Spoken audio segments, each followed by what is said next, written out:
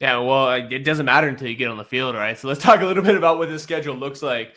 Ducks open up week 1 at home against Montana State. I mean, what are you seeing from this game? It obviously should be a pretty easy win for the Ducks. Yeah, Oregon has opened their season with these FCS teams in the last couple of years. We saw Portland State a couple of years ago get the absolute beat down put on them, and then Idaho gave Oregon a lot trickier of a battle than people expected. I think this game will fall somewhere in the middle there. Montana State's a really talented FCS team, but it's still the FCS. I think Oregon just kind of was. There were things that they needed to work out at the beginning of last year that resulted in that Idaho game going the way it did. So I think if things play out the way they should in training camp, Oregon should roll through this week 1 Montana State matchup, which will just be good to get a lot of guys action, get confidence in them, and be able to see them on the field and see those results translate on a Saturday. Yeah, I mean, like the biggest thing we'll be looking at that game is the offensive line, right? Because that's what didn't look great in the first 3 games last year. Exactly. That's what we're going to be walking there. We want to see solidity, right? That's what you need. Yeah, seeing that chemistry between them and making sure that their protections are correctly managed. They're picking up the blitzers that they need to. I think that's going to be big to see from Dante Moore too. As how does he manage his protections? How does he move in the pocket? Because when he was playing at UCLA a couple of years aago, he was under pressure all the time and really saw it affect him as a young quarterback. So it's going to be good to be able to get a little bit of an easier opportunity where those guys are being able to do that on the field. But it's a team that in Montana State that isn't bringing some of the stuff that you'll see at the end of in about a month from that, and when they head out to the East Coast and head to Penn State, what you'll see off the edge there. So it'll be a good warm-up opportunity to be able to kind of get ready for something like that. Yeah, I mean, and really it's a similar story with Oklahoma State. That was a lot scarier team a couple of years ago. When you look at the construction of the schedule, it looks a lot like last year. You get Montana State, or a strong FCS school. You get Oklahoma State, a strong Power 4 school. Maybe they land maybe in that Boise State range. What are you seeing from these guys? Yeah, Oklahoma State took a little bit of a step back last year as guys like Ollie Gordon didn't quite have the year that people thought they would. But it's Oklahoma State's a really talented program. They put money into their football team, and they're always going to they're always going to play you tough. And those games can always be a little bit funnier than you expected, because a team like Boise State, keeping that a lot closer 2 years ago, they go to Texas Tech for week 1 or week 2, and that becomes a much closer game that you need a late Jeff Bossa pick 6 to really save. So I think that will be a good chance to kind of test yourself. What is it? Okay, we've played it against, we put it on the field, we've played it against a team like Montana State, but what does this look like against a real Power 4 football team in Oklahoma State, who probably won't be a top 25 team this year, but will be competitive and in games throughout the entire season? Yeah, I mean, this is something interesting to look at too, just in the fact that these are 2 home games that the Ducks open up the season with, but students won't be on campus. Oregon's a quarter school, so they won't actually be fully at a home game probably until week 7. It's going to be an interesting environment. I'm curious to see what that looks like, because you had a great crowd for the Boise State game last year. It was sold out. It was a night game. Is that going to carry over this year? Because Dan Lanning talked a little bit in his press conference about creating environments in practice where these players feel anxiety. Do you remember that? And that really stuck out to me, because he wanted to. How do I phrase it? He's sitting there talking about he wants his players to be anxious in practice, because that's what you feel in a game, and it's these week 1, week 2 it's a hard feeling to recreate. It's a hard feeling to recreate in practice. So it's something that you can really only get on game days and with the game day environment. But the fact that they're going to be practicing in Autzen this year is going to make that a little bit more interesting. Just you're in Autzen, you're kind of getting the experience for some of these freshmen what it's like to play on this field, because they are doing the construction that they're doing with the practice facilities, looking to build the new one that'll open up in a couple of years here. But it'll be fun to see. We won't be able to see them practicing in Autzen, but I think that will kind of help these guys get adjusted and feel a little bit more comfortable there when they do take the field in week 1. Yeah. And then they do head on the road there week 3 at Northwestern. They get to go play on the lake. I'm jealous. And again, this is another, team, in all honesty, it's not a great team. This is, again, a team that Oregon should beat. But when you go on the road early in the season, it is a good test. And I remember that Texas Tech game, because that's a game you say, hey, this is tougher than expected. And this could be one of those tests where you say, hey, it's going to be tougher than expected. Maybe it takes some late effort to get out of this game. And I think that's important, because a lot of these games where you say, hey, it doesn't take effort early in the season, then when you run into a game like Penn State, you haven't had that test yet. The Ducks are really going to have some tests in the season, even if maybe it doesn't look like it when you see the power of these teams. Yeah, it is Northwestern. Northwestern is traditionally one of the lower tier teams in the Big Ten, but just the fact that you're going on the road within conference so early in the season, you're going to be in an interesting environment with their kind of partially constructed stadium on the lake, which looks really sick on TV when they zoom out and you can see Lake Michigan back behind there. But a bit of a different experience than being in a full Big Ten stadium, you know. But yeah, Northwestern definitely a game they should be able to win. But like you said, a team that could be a little bit of a surprise in terms of how competitive they are, just because it is early season Big Ten football. It's an earlier test in the conference than you would normally see the team taking early on in the year. I mean, absolutely. They do come home. They do play that Oregon State rivalry game in week 4 again. Did you like that idea of playing that game early? I know it's not in conference anymore. They're going to play the Washington game at the end of the year. Does that still work? Absolutely, as long as that game gets in there somewhere, I think that needs to stay somewhere in that schedule. I understand moving the Washington game to that rivalry week game as it's in conference still, but definitely important to keep Oregon State on the schedule, and same for Washington, to keep Washington State on the schedule. I think those rivalries those regional rivalries like that are important, and Oregon had ran into trouble on the road in Oregon State a couple years ago that took them out late in the season, really ended their season from in terms of the competitiveness that they thought they would have potentially into the postseason. But Dan was able to bounce back nicely 2 years ago at home, and then last year they'd go on the road, and that's really the game where it felt like this team came together. They put things together. All of a sudden, Dylan Gabriel's running down the sideline for big touchdowns, and Jalen Lamar is putting together big touchdowns, and this is the first time they put up 40 last year. So Oregon State, when they lost Jonathan Smith, it really hurt that program, set them back a little bit. But I think it's going to be interesting to see how it can be rebuilt from there. It's just hard to do when you're not in a conference the same way as you were before, and as anyone else really is in college football. Yeah, they do have a quarterback with arm talent. It's Malik Murphy. And what we're hearing from some of the Oregon State beat reporters is that he's got that arm. They're seeing it, but the question is maybe more. And he was a guy that was a big recruit going to Texas before he even went to Duke. Yeah. So, yeah. And so the question, as it maybe is at Oregon, is that receiving core. So it's going to be interesting to see really how much firepower they've put together by week 4. Yeah, definitely. Then after week 4, that's when the big test comes on the road, going to Penn State at the end of September. That one's going to be really tough. Owen, what do you think about that game? That's the one that that's scheduling in as the loss for the Ducks, just because how talented this Penn State team is, what they're bringing back in Drew Aller with their running backs and Nick Singleton and Katron Allen, just really talented guys throughout that team, and just probably the best overall roster that James Franklin's put together during his time leading the Nittany Lions. Yeah, I mean, when you talk about Big Ten environments, it doesn't really get bigger than the whiteout game in Happy Valley, right? So this is going to be the toughest test the Ducks face all year. Absolutely. In the regular season, there's not a question. I do think, though, if it's going to come at a time for the Ducks, this is a good time maybe for it to come. It's not really at a point necessarily where guys are so worn down. They'll be fresh for sure.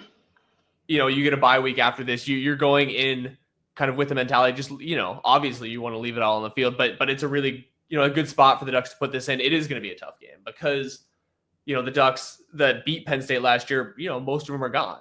You come into this game and it's not a lot of guys who had, snaps, real experience in that game where they beat Penn State in Indianapolis there.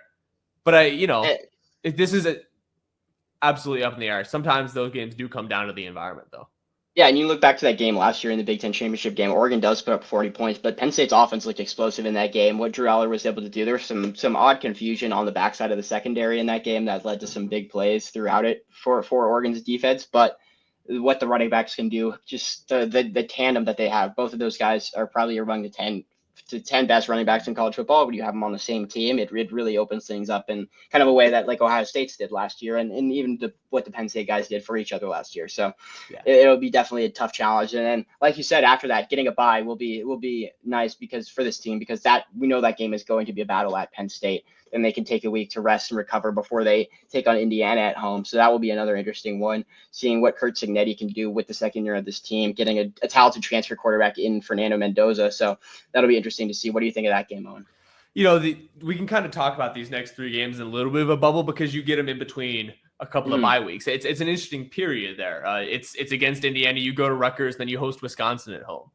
These are teams that kind of fall in that tier of Big Ten schools where they do pose a real challenge. Maybe they're not kind of rising to that Penn State level, but these are not by any means games that the Ducks will absolutely win. So it'll be interesting because these are not going to be games maybe where the Ducks can take the foot off the pedal. If they get into a situation, that's going to be really important because these are games where you're going to go back to back to back in their Big Ten battles. But you really have to, I think you look at them as a chunk there and you're going to say, hey, can we get through these 3 games?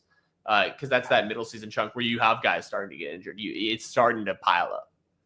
Absolutely. You can't overlook any team in the Big Ten, even go, the fact that it's going to travel to Rutgers, that'll be Oregon's second East Coast trip of the season at that point because they'll have gone to Penn State. But we saw that catch Washington on a Friday night last year on the road at Rutgers, even though Washington was certainly a more talented team than Rutgers was last year. But you get in the wrong situation, and all of a sudden Rutgers is taking you down. So I think that'll be interesting for the Ducks. And then, like you said, that Wisconsin game. Wisconsin is a team that is kind of in a downswing right now, but with what Luke Fickell has done there, we know he's a good coach, and we know Wisconsin has previously put talent together and has had, back when the Big Ten was split into the two divisions or whatever, Wisconsin would kind of be always that team that was coming out of the group that wasn't your Penn State, Michigan, and Ohio State. So my younger brother goes there. He feels definitely better about where this team is heading this year than where it was last year. He did not have a good time watching this offense overall last season. He was upset that it was an air raid offense and a team not built for the air raid. Yeah. Like we mentioned, you get that Week 10 bye there, a little chance to recover, but then you go to Iowa. When I look at the schedule and I look at it compared to last year, this is Wisconsin again. This is a game where you go in November to the Midwest. To a traditional Big Ten territory. This is maybe I almost want to say this is the most important middle of the season game for these Ducks because of the tone you can set in this game. We saw what it meant when the Ducks really got that win against Wisconsin last year. Obviously, it was a little bit of a different situation with the byes. You were coming off 8 straight weeks of football. But if you go to Iowa and get a win right here, that really sets you up for these last 3 games that are going to be important. If it's a loss there, they're important games here in the back 3 weeks. Yeah, Iowa's tough every year. They're always going to have a good defense. They're always going to be able to run the football. We'll see what it looks like at their quarterback position and their offense. They're trying to switch things up every year because it seems to never work for them. So, but like you said, going to the Midwest late in the season in November, it's going to be cold. It could potentially be snowing. It's going to be, if you're to look at the schedule and where are the few losses that this team will take? I think the Penn State game is the first game you look at. And I think Iowa is really that next game that you look at as on the road in Big Ten territory against a team that they will come to play football. They'll come to be physical and won't back down when Oregon shows up there. Absolutely. And then these back 3 weeks, we said there were some big battles. Week 12 against Minnesota, you get a chance to come back to Autzen and maybe settle down after that Iowa game. We can talk about that, but then you get USC and then you head to Washington week 14. These last 3 games are going to be important. Again, when we talk about the season in chunks, maybe the last 4 after the bye, but these last 3 games where you get Minnesota maybe as a warm-up game for USC and Washington. What are you seeing from those? Yeah, I think, like you said, not quite a warm-up game because you don't want to take any Big Ten team lightly, but Minnesota a little bit weaker within the conference, and then USC. It's going to be interesting to see what Lincoln Riley does. I think, what is this, year 3, year 4 for him now? So we've seen it succeed. We've seen it not succeed. They've got another really talented recruiting class coming in this next year, but at home, Autzen, I think that's a game that it's going to be tough for Lincoln Riley to come up to Autzen and be able to win a game on the road, but we'll see. It's a question mark with USC. That team is so up and down year to year that I think it's going to be interesting to see what they're looking like come week 13, because I could easily see them being a top 15 team in the country and being competitive, competing for a playoff spot, competing for maybe a spot in the Big Ten championship game. I could also see them being like 6-5 heading into that kind of game, or like a 5-4 team. So you will know what they are though by week 13. I think you're not playing them week 2, week 3 like a Northwestern. We're gonna know what the Trojans are when they come to Autzen. Exactly. And then, like you said, wrapping it up on the road at Washington, that's going to be a tough game. I think, honestly, that's the next game I look at after Iowa. That could be a loss potentially for this team because it is a rivalry, because it is Washington. We've seen Washington be able to take games from this team a couple years ago. It seemed like Kalen DeBoer had the upper hand on Dan Lanning for those first couple seasons of them being at their respective programs. And then last year, Dan Lanning bounces back, gets Jed Fish with a big game in Autzen Stadium. So Husky Stadium's a tough place to play. It's loud up there. Is a really 6 stadiums they have on the water. So that should be a really fun one to have at the end of the season. And Washington's team is going to be good. Damon Williams is a talented quarterback. I think He's he's a guy that talented. I think he could surprise a lot of people around the Big Ten this year with what he's able to. I saw him. He was buying golf. I work at Dick's Sporting Goods in the summertime, so he was in there last week buying some new golf clubs. But you could tell that man's an athlete, and you saw what he was able to do late in the season in the couple starts that he did get. He was under pressure all the time in the Oregon game, but still overall delivered a pretty good game. Had some really nice passes to Brandon Boston late in that game, and was able to kind of open things up. And then the Louisville game had some fantastic, ridiculous plays that he made. They lose that one late, but you could definitely see the potential there and why Jetfish was so excited and wanted to be able to take him. Was a commit that Jetfish had at Arizona and then flipped with him to Washington when he made the switch there. So definitely a much more talented team, Husky team, than where they were at a year ago. You've seen Jetfish be able to build up his program and kind of take in. Last year he was working with the wreckage of a late Kalen DeBoer exit, so it really messed that team up in terms of their talent retention because they were already losing so much to the NFL. Then they lose other guys. Now this is Jetfish's team. He's had a year in the program and is going to be able to kind of play his football, get his guys out there in kind of a similar way that Dan Lanning was able to kind of build his momentum over time once he's getting his guys into the program. Yeah, I mean, I think really the big question for that game is which of these quarterbacks becomes more comfortable in their system and is really able to take command. Because these are two quarterbacks who we see as big risers, who we see as potential contenders for that top of the quarterback kind of area in college football. But, the odds of both of them really rising, we'll see. That's the question, right? Yeah, I think the top of the Big Ten in terms of their quarterback positions are going to be interesting this year because Drew Aller's obviously the most established guy there, and then Fernando Mendoza is a guy I've seen who could get projected into the first round depending on how he plays at Indiana because he has the talent at Cal. Indiana's offense has been able to do impressive things under Kirk Cignetti last year. But then after that, because Ohio State's bringing in a new starter, because Oregon's bringing in a new starter, Damon Williams had a couple of games at the end of last year once he came in for Will Rogers, but is really a new starter. So I think it's going to be interesting to see those guys that like Dante Mora, like Damon Williams, like Julian Say, who have a lot of potential and see what they can do with these talented rosters that they have around them. Absolutely, man.